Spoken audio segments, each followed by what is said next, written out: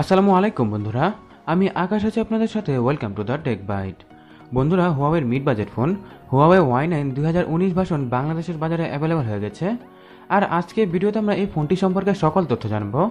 এর সাথে জানবো ফোনটিকে বাংলাদেশে কত প্রাইসের মধ্যে পাওয়া যাচ্ছে, এবং ভিডিওটি শেষে থাকবে ফোনটি নিয়ে আমার একটি মতামত যে আসলে এই প্রাইসের মধ্যে এই ফোনটিকে কেনা সঠিক হবে কিনা। সো আপনারা যদি হুয়াওয়ে Y9 2019 ভার্সন সম্পর্কে সকল তথ্য জানতে চান তাহলে অবশ্যই পুরো ভিডিওটির সাথেই থাকুন। শুরুতেই আমরা ফোনটির ডিজাইন নিয়ে কথা বলবো। হুয়াওয়ে Y9 2018 ভার্সন ফোনটির ডিজাইন এর আগের ভার্সন থেকে অনেকটাই আলাদা করা হয়েছে, কারণ ফোনটির সামনে দেওয়া হয়েছে একটি নটযুক্ত ডিসপ্লে। ফোনটির ব্যাকের কর্নারে দেওয়া হয়েছে ভার্টিক্যালি প্লাস দুটি ক্যামেরা এবং মিডলে দেওয়া হয়েছে ফিঙ্গারপ্রিন্ট স্ক্যানার। বিল কোয়ালিটির কথা বলে ফোনটির সামনে গ্লাস বডি এবং পেছনে পলিকার্বনেট বডি দেওয়া হয়েছে, যার কারণে ফোনটির ডিজাইন অনেক গ্লসি এবং স্ট্যান্ডার্ড লাগবে।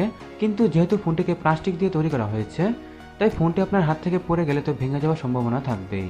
ডিসপ্লের কথা বলে ফোনটিতে 19:9 রেশিওর 6.5 ইঞ্চের full HD plus IPS display দেওয়া হয়েছে। এর ডিসপ্লের রেজলিউশন হচ্ছে 2340x1080 পিক্সেল। বন্ধুরা, ফোনটির ডিসপ্লের মধ্যে বেজেলের পরিমাণ অনেক কম দেওয়া হয়েছে। এর ডিসপ্লের বেজেল বলতে শুধুমাত্র উপরে একটি ছোট নচ দেখতে পাবেন এবং নিচে কিছুটা চিহ্ন দেখতে পাবেন। এছাড়া ফোনটির ডিসপ্লেতে বেজেলের পরিমাণ অনেক কম দেওয়া হয়েছে। এখন আমরা ফোনটির ক্যামেরা নিয়ে কথা বলবো। হুয়াওয়ে Y9 ফোনটির রিয়ারে দুটি ক্যামেরা দেওয়া হয়েছে। দুটি ক্যামেরার একটি হচ্ছে 16 মেগাপিক্সেলের এবং অপরটি হচ্ছে 2 মেগাপিক্সেলের। এর সাথে ফোনটির ফ্রন্টে 13 এবং 2 মেগাপিক্সেলের দুটি ক্যামেরা দেওয়া হয়েছে। বন্ধুরা, ফোনটিতে ক্যামেরা মোটামুটি ভালোই দেওয়া হয়েছে, কিন্তু এর ক্যামেরা দিয়ে আমরা পোর্ট্রেট পিকচার বেশি ভালো তুলতে পারবো না, কারণ এর প্রাইমারি ক্যামেরার সাথে শুধুমাত্র 2 মেগাপিক্সেলের ডেপথ সেন্সর ক্যামেরা দেওয়া হয়েছে, যার ফলে ফোনটি দিয়ে আমরা মোটামুটি টাইপের পোর্ট্রেট পিকচার তুলতে পারবো। এখন আমরা ফোনটির হার্ডওয়্যার নিয়ে কথা বলবো। হুয়াওয়ে Y9 ফোনটিতে হাই সিলিকন কিরিন 710 এর প্রসেসর দেওয়া হয়েছে, সাথে 4GB র্যাম ও 64GB ইন্টারনাল স্টোরেজ থাকবে। ফোনটিতে অ্যান্ড্রয়েড ওরিও 8.1 বেস্ট EMUI এর অপারেটিং সিস্টেম দেওয়া হবে। বন্ধুরা, কিরিন 710 এর প্রসেসর মিড রেঞ্জের ফোনের জন্য অনেক ভালো একটি প্রসেসর, এবং এই প্রসেসর থেকে আমরা স্ন্যাপড্রাগন 660 এর মতো পারফরমেন্স পাবো। তাই ফোনটি দিয়ে যে কোনো মাল্টিটাস্কিং এবং গেমিং কোনো প্রকারের সমস্যা ছাড়াই করা যাবে, কোনো বাগ অথবা ল্যাগের দেখা থাকবে না। ফোনটিতে ব্যাটারি দেওয়া হয়েছে 4000 mAh এর, যেটি থেকে আমরা যারা নর্মাল ইউজার আছি তারা 10 থেকে 12 ঘন্টার মতো ব্যাটারি ব্যাকআপ পাবো, এবং আমরা যারা হেভি ইউজার আছি তারা ফোনটি দিয়ে 7 থেকে 8 ঘন্টার মতো ব্যাটারি ব্যাকআপ পাবো। সো ব্যাটারি ব্যাকআপ নিয়ে ফোনটিতে কোনো টেনশন থাকবে না। তবে ফোনটিতে মাইক্রো ইউএসবি দেওয়া হয়েছে। এখানে যদি ইউএসবি টাইপ সি পোর্ট দেওয়া হতো তাহলে আরও বেশি ভালো হতো। হুয়াওয়ে Y9 ফোনটিকে বর্তমানে বাংলাদেশের বাজারে একটি ভেরিয়েন্টে পাওয়া যাবে, আর ভেরিয়েন্টটি হচ্ছে 4GB RAM 64GB internal storage.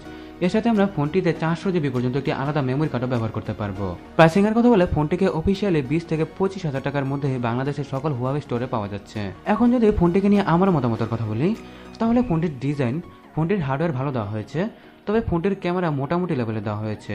তাই আমাদের মধ্যে যাদের বাজেট 20 থেকে 25,000 টাকার মধ্যে, তারা এই ফোনটিকে না কিনে Xiaomi Mi 8 Lite অথবা Realme 2 Pro অথবা হুয়াওয়ের আরেকটি ফোন Huawei Honor 8X কিনে নিতে পারি। তাহলে এই ফোনগুলো থেকে আমরা বেশি ভালো পারফরমেন্স পাবো, যেটি আমরা Huawei Y9 থেকে পাবো না। সো বন্ধুরা, Huawei Y9 2019 ভার্সন নিয়ে এই সকল কিছু ছিল আজকের ভিডিওতে।